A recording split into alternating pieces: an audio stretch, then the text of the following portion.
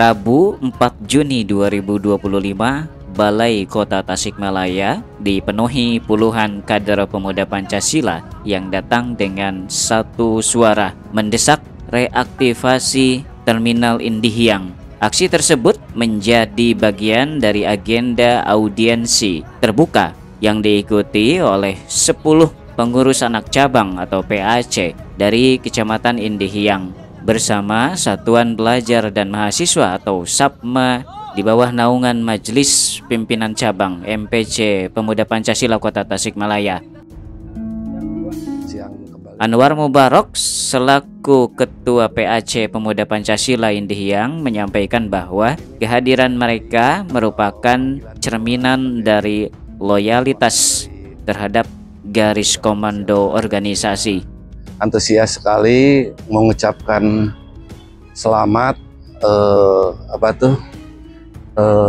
terus berjuang untuk adik-adik kita dari Satuan Pelajar dan Mahasiswa, karena untuk tahun sekarang SAPMA Kota Tasikmalaya begitu pesat, begitu banyak kemajuan. Saya sebagai dari Ketua Pemuda Pancasila PAC Indihiyang mensupport sepenuhnya kepada adik-adik kita terus berjuang, terus berkarya demi kebaikan untuk warga Kota Tasikmalaya. Wah, ini agendanya berapa ini? Yang mau kita silaturahmi 4 titik, 1 ke Balai Kota, 2 ke Kapolres, 3 ke Gedung Dewan, 4 ke Dinas Perhubungan. Barangkali Ketua ada kisah yang dilihat dari rundown acaranya ini sangat baik. Saya sangat antusias. Warga khusus binaan yang ada di biasa di terminal menyambut baik dengan seandainya apa yang diinginkan dari pihak SAPMA untuk memajukan terminal supaya hidup, dan untuk sampai sekarang terminal itu sangat sepi seperti kuburan. Ini kan terminal tipe A, terminal terbesar di wilayah Priangan Timur. Jadi intinya saya inginkan terminal bis yang ada di Kota Tasikmalaya itu aktif seperti dulu. Jadi ya jangan adalah untuk, kalau bisa itu memohon dengan sangat kepada Bapak Wali Kota atau pemegang kebijakan untuk bisa mengarahkan penumpang atau naik turunnya di dalam terminal, jadi supaya aksesnya hidup kembali seperti dulu.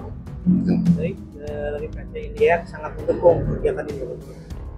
Dari PAC Indihiyang, saya pribadi dan saya dari pengurus sangat antusias dengan program atau dengan keinginan yang SAPMA akan diadakan seperti ini. Mudah-mudahan untuk sayap-sayap dari pemuda Pancasila yang lain juga bisa memberikan kontribusi untuk kebesaran pemuda Pancasila Kota Tasikmalaya, membantu warga untuk ini kan untuk kepentingan warga masyarakat sendiri. Jadi semuanya yang ada di terminal, dari mulai tukang pedagang asongan, kondektur, atau yang lain-lainnya, kalau seandainya terminal bisa berjalan dengan lancar, ya akan menjadi dampak yang positif, mungkin seperti itu. Mengerahkan berapa anggota dari ini ya? Kalau permintaan dari MPC sendiri per PAC cuma 10 orang, jadi dibatasi. Jadi ini solidaritas dari PAC Indihiyang. Harapan ke depannya? Ya harapan ke depan mudah-mudahan dari pihak Wali Kota sendiri, atau dari pihak Disub, atau dari pihak kepolisian, atau dari instansi-instansi terkait yang di bidang jalan, atau di bidang kementerian, atau di bidang pengurus jalur yang lainnya, ya mudah-mudahan apa yang diinginkan bisa berjalan dengan lancar dan disetujui oleh pihak-pihak pemegang kebijakan. Nama saya Muhammad Kadapi, jabatan sebagai Ketua Cabang Sapma Pemuda Pancasila Kota Tasik. Pernyataan senada dilontarkan oleh Ketua Sapma Pemuda Pancasila, Muammar Hadafi. Ia menyoroti pentingnya Terminal Indihiyang Tipe A untuk segera difungsikan kembali, mengingat posisi strategisnya sebagai terminal terbesar di wilayah Priangan Timur yang kini dinilai berada dalam kondisi kurang terurus. Aspirasi tersebut juga mencerminkan harapan besar masyarakat agar Terminal Indihiyang kembali menjalankan peran strategisnya dalam mendukung sistem transportasi umum di Tasikmalaya dan sekitarnya. Nama saya Muhammad Kadapi, jabatan sebagai Ketua Cabang Sapma Pemuda Pancasila Kota Tasikmalaya. Hari ini menyampaikan aspirasi terkait terbengkalainya Terminal Tipe A ini yang memang secara data yang kita dapatkan bahwa terminal ini sudah kurang lebih 17 tahun terbengkalai. Artinya kan ini secara turun-temurun dari wali kota satu ke wali kota lainnya menjadi warisan yang buruk, warisan yang memang menjadi kesalahan yang terus-menerus dilakukan oleh para dinas-dinas. Kita juga menyoroti bahwa ini menjadi salah satu kesalahan daripada dinas perhubungan yang tidak optimal dalam menegakkan aturan yang harusnya berlaku di Kota Tasikmalaya. Kemudian juga kepala UPT terminal yang memang kami rasa bahwa mereka tidak memiliki peran dan fungsi yang relevan dalam mengelola terminal itu sendiri, gitu kan. Aksi yang berapa ini?